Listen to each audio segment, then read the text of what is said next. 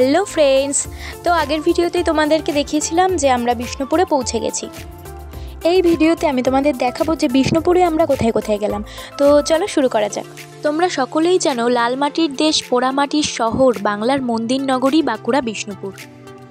এখানে বহু নদী, হ্রদ, ঝর্ণা, জঙ্গল, মন্দির, পাহাড় এই জেলাকে সমৃদ্ধ করেছে।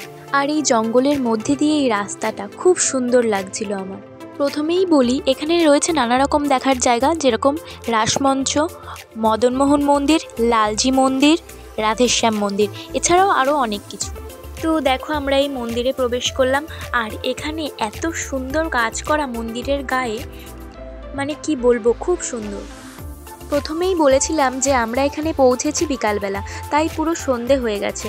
দেরি না করে খুব তাড়াতাড়ি ঘুরে আসতে হবে।